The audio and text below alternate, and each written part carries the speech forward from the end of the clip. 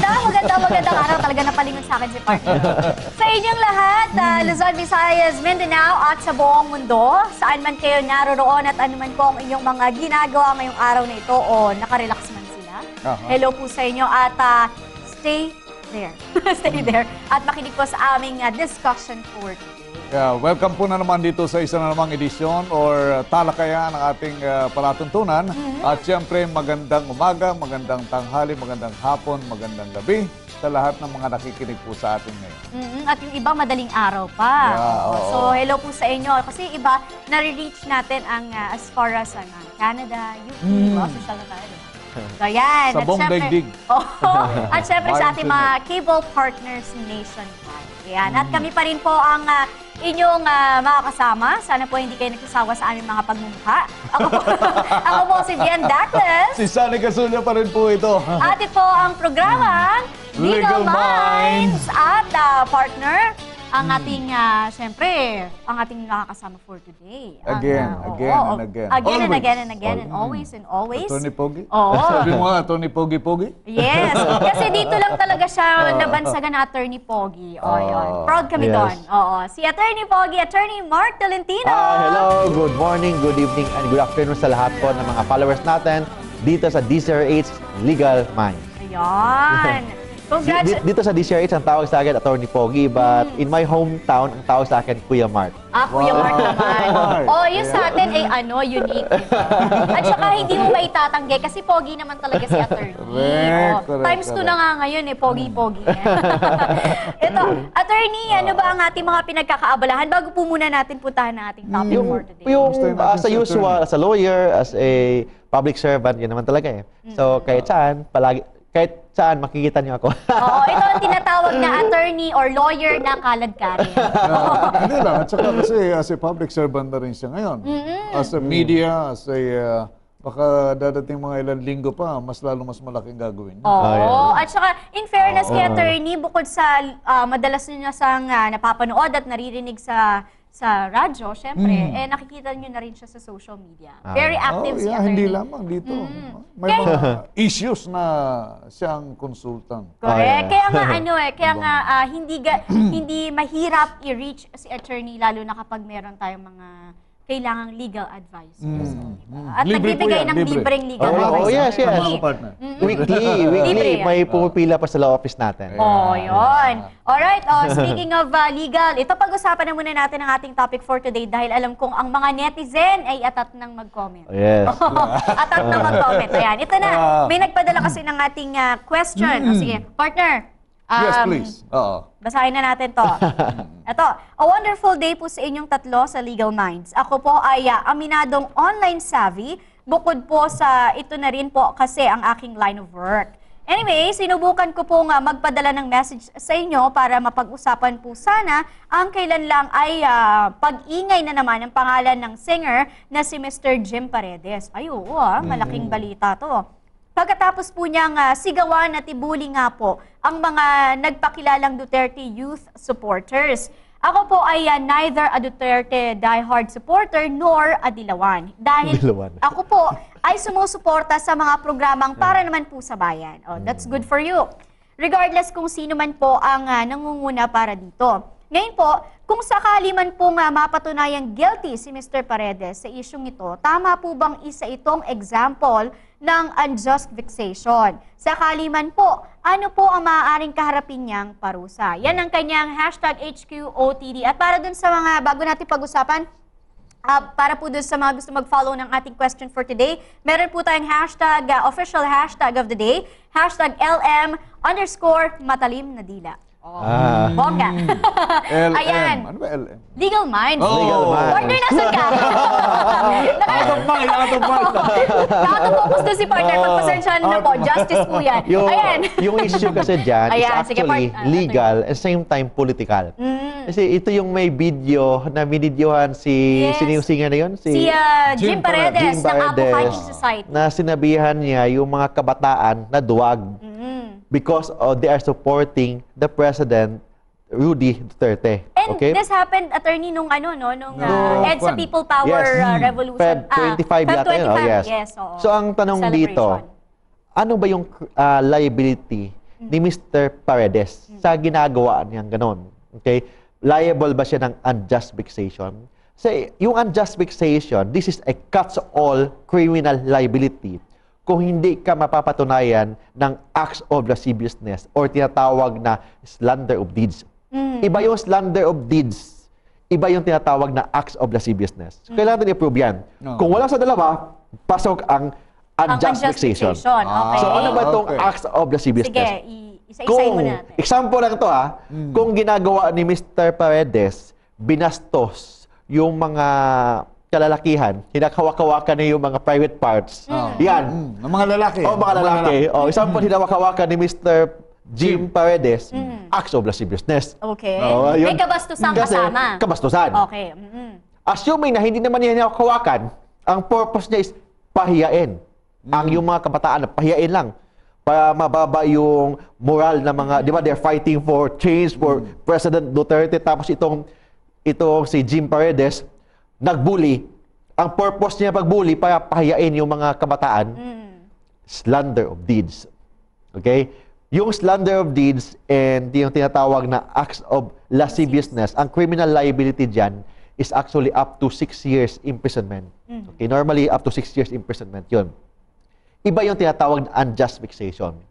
Ang unjust vexation, kung hindi natin mapapatunayan na binastos niya sa pamamagitan ng paghawak-hawak ng mga private parts, hindi naman natin mapapatunayan. Example lang ito baka magalit yung si Mr. Paredes sa atin. Okay? Talaga ano naman to, mainit na issue Of course, hindi naman niya hinawak-hawakan For example, assuming hindi niya hinawak-hawakan, kung ang purpose niya is, kung hindi mapapatunayan na pinahiya niya yung mga kabataan, doon pasok ang unjust vexation.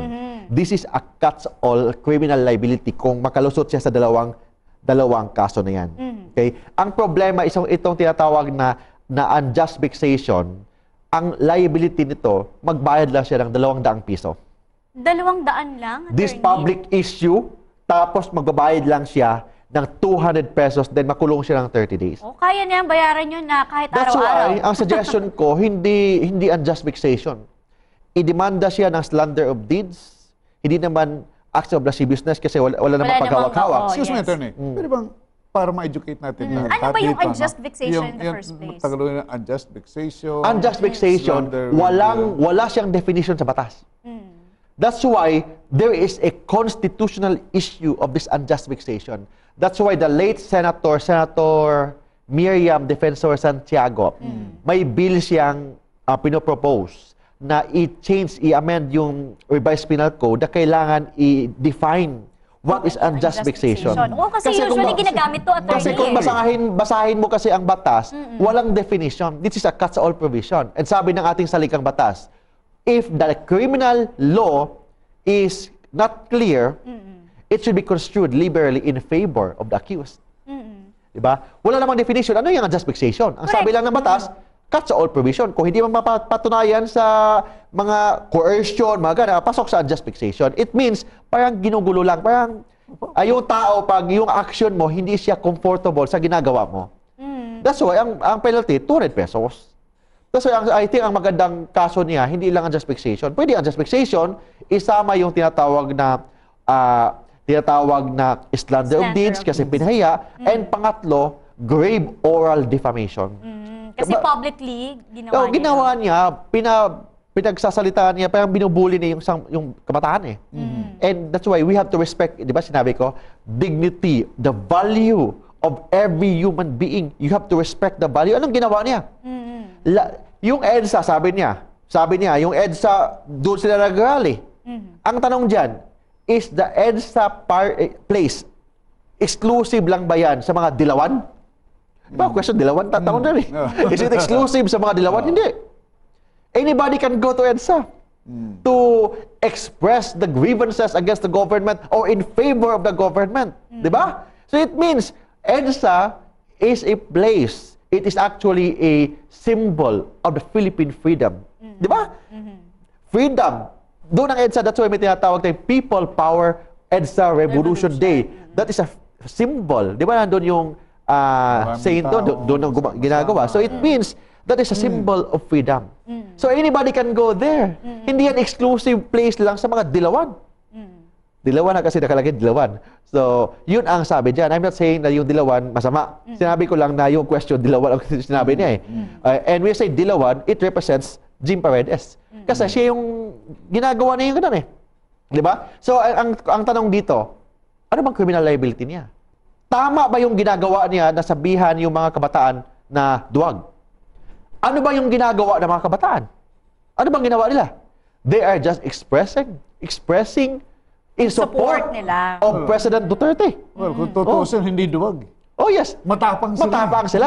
Matapang Hindi yung nila mga... But the term of, Yung mga but the term of kabataan, Jim Paredes. They are actually very strong, very brave, matapang, kasi pinaglaban nila ano yung totoo.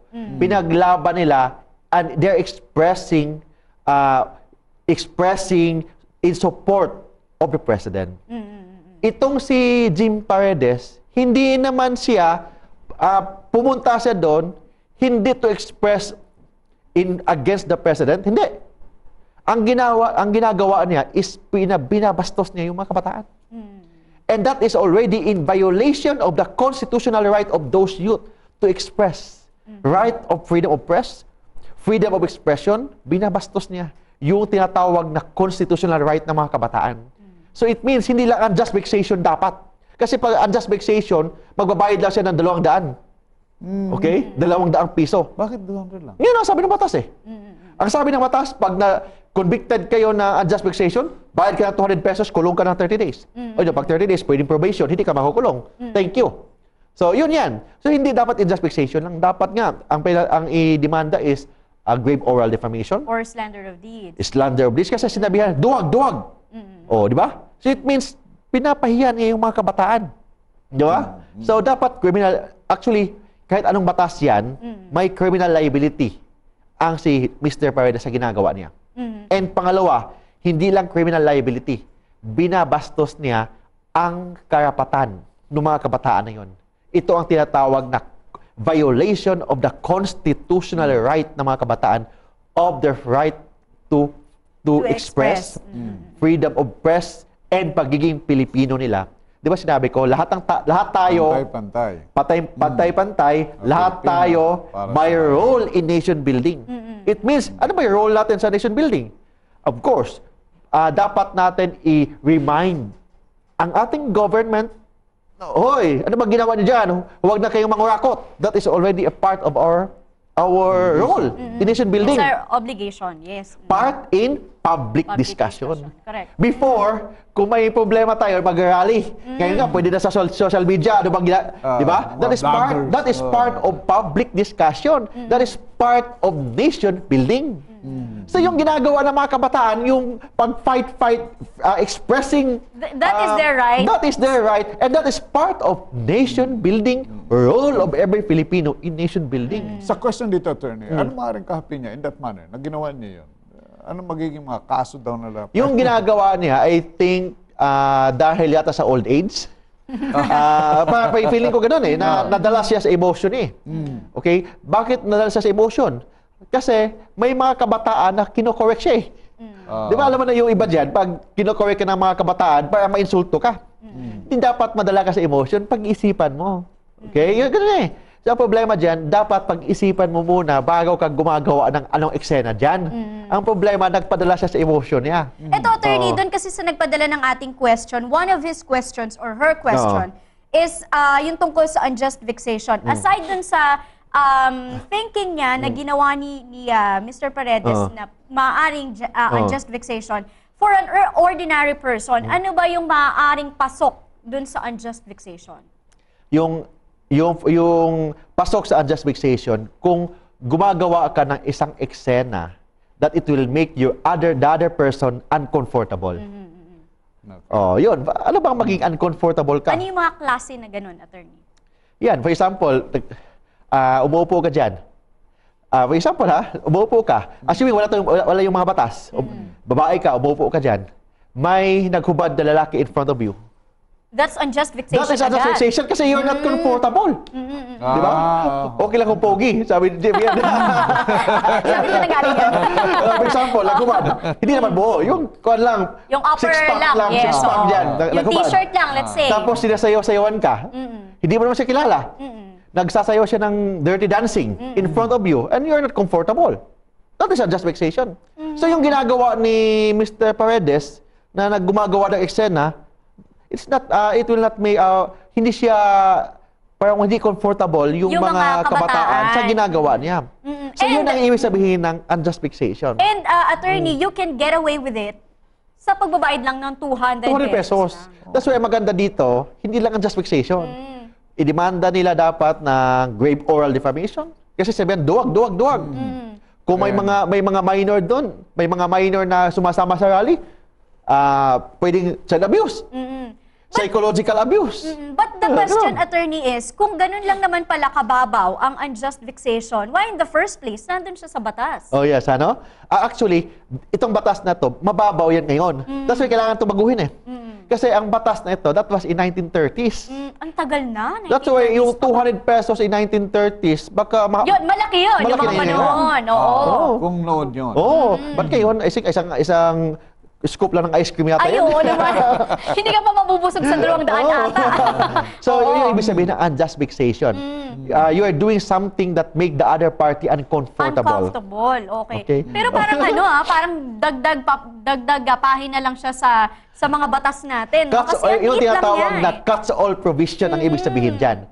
Kung hindi siya, Kung hindi siya grave pasok dito, coercion, hindi siya acts of lasciviousness, hindi siya yung tinatawag na slander of deeds, baka dito. So it means yun ang cuts all provision. But there is a constitutional issue. Kasi lahat ng criminal law dapat should be strictly construed and dapat strictly defined ang criminal law. Katulad nung hinalimbawang attorney, naging uncomfortable yung babae dahil sa pagsasayaw niya. So, ako ba'y walang karapatan para magalit sa kanya? O yan, yung ginagawa. For example, umupo ka lang dyan, no? May sumasayaw in front of you. Na you're you're not comfortable. Bakit ka sumayaw dyan? Hindi ka makilala. Ha? O yan, that is already unjust vexation. Nakapagsalita ko, siyempre, nakagawa ko ng aksyon na hindi maganda. Baka Yes. kasalanan ko pa yun. In that case, iba naman kaso yun. We are talking one scene, yung pagsasayaw. Yung pagsasayaw na you're not comfortable. Basta yung issue dito, huwag kang gumagawa ng eksena that Na will hindi make the other party uncomfortable. Make sure that yung ibang tao dyan comfortable sa ginagawa mo. Dito, attorney, sa unjust vexation, meron ba nitong may specifics ba dito na ang dapat ba hindi mo kakilala ang gumawa? Dapat ba, or pwede ba kapag kakilala mo? Or pwede bang kapatid mo ito? Kahit kilala mo man yan o hindi, as long as you're not comfortable, that is already unjust vexation. So, paano, attorney, kung the mere presence of the person in front of you, as in nakatayo lang siya dyan, makes you feel uncomfortable, Oh, yes. pwede mo na ba siyang kasuhan ng unjust vexation? That's why, yung batas ng unjust vexation, hindi siya klaro. Hindi siya defined actually. Walang definition sa batas. If you read the criminal law, yung revised penal code, wala nakalagay daw na unjust vexation is this one. Wala nakalagay. So this is a catch-all provision. Kailangan talaga mabigyan That's siya why ng definition. kailangan ito i-revisit. Ayan. Kailangan ibigyan ng... Actually, may bill si Senator Miriam Defensor Santiago, but hindi ata hindi pa na-push kasi nawala na siya. Hindi ba nakakahilo sa mga, nakaka-confuse din sa mga lawyer yung ganyang kaso? Unjust vexation? Oh, yes, unjust vexation. Actually, kung basahin mo yung, may mga kaso na na-convict ng unjust vexation, but actually, if you read the history of the cases, hindi unjust vexation yung kaso. Yung kaso is slander of Slander by deeds, deeds. tapos Oo. na-convicted siya as unjust vexation. So, pinabayad lang ng 200. Ganun. Pwede yun, attorney. Ganun. So, Parang palusot pala ito, yan. ano? So, hindi sila dinimanda ng unjust vexation. Dinimanda sila ng acts of lasciviousness. Tapos, na-convict, unjust vexation. Lang. Kaya marami tuloy at dumadami ang mga bastos. Ganyan. Dahil hanggang 200 lang ang bayad. So, feeling comfortable ka this time, ha? Ha? Hindi, at least hindi pag tinitignan kita partner, hindi naman ako uncomfortable. So okay lang Kung doon. tingnan mo yung Hindi ka pasok kung dun sa tingnan mo justification. yung video na ginagawa ni Mr. Jim Paredes, kung tingnan mo yung mga kabataan, hindi talaga sila comfortable. Oo. Okay? Siyempre, Kasi yung mata niya mapapaya ka parang naman. flashlight, umiilaw, parang ET. May ilaw yung mata, so parang galit na galit. Galit. Tapos yung mga kabataan, wala nang ginagawa, gumaganon-ganon lang. So it means, kung tingnan mo yung mga kabataan, hindi sila comfortable sa ginagawa ni Mr. Paredes. But dapat, hindi lang itong kasong unjust vexation, dapat ipasok yung mga ibang kaso pa. Para at least, hindi naman masayang yung panahon. Imagine, 200 pesos lang yung penalty. But still, we have to look into the picture, Oh. ha? Kasi maaaring marami pa kasing nangyari after or before the video. Yes. Ayun. But, But in this case, we are talking only yung video na oo. tinatingnan natin. But we're not Yes. saying that Mr. Paredes is liable. We are only saying The the possibilities. possibility Ayan. and the law. So, bahala ng batas sa kanya. oo. yes. At grabe ha, nagulat ako doon sa unjust vexation that you can get away with that Oo pala. batas or kaso by 200 pesos lang. lang pala. Kayang-kayang kunin sa wallet yan, partner. My goodness. Ganun pa.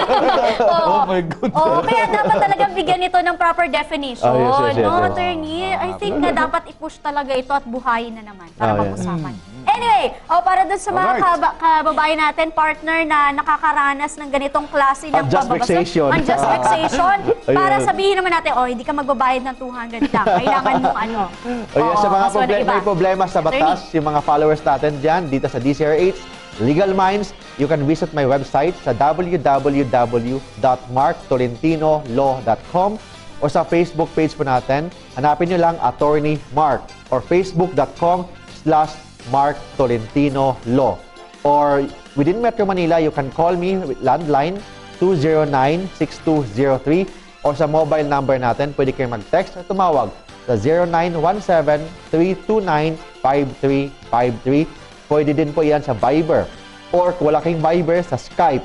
Hanapin nyo lang po Mark Tolentino Law or Mark Tolentino. Ayan. So in case is like, Yes. nakaranas kayo ng mga ganitong klase ng, sabihin natin yung pambastos or hindi kayo comfortable sa mga kasama nyo or sa nakita nyo, pwede nyo tawagan yan si attorney. O, diba? Na, at least, marami din kayo options how to talk to attorney. Ayan. At syempre, para dun sa Alright. mga kababayan din natin na hindi man makauwi dito sa Pilipinas, pero they have questions or nasaan man kayo ngayon at gusto nyong idulog ito sa amin, idaan sa amin, just post it po dyan sa ilalim ng aming sa comment box at ilagyan nyo lamang po yan ng #HQOTD para mas mabilis po namin yung makita at mapag-usapan dito sa ating program. Okay. Ayan. At partner, naman tayo sa oo, talaga in fairness, naman. marami ako natutunan lalo na talaga doon sa Oo, 200 pesos. Naiinis ako doon eh. Ayan, thank you so much, attorney. Ayan, sa pag-explain sa amin. At syempre, thank you po sa inyong pag-antabay sa amin at hindi niyo po kami iniiwan. At sa susunod pong episode, kami pa rin po ang inyong makakasama. Ako po si Bien Dacles. Siyempre, si Sunny Casulla pa rin po ito. Magkita-kita po tayong muli sa susunod na episode ng Legal Minds! Minds! Bye! Bye-bye.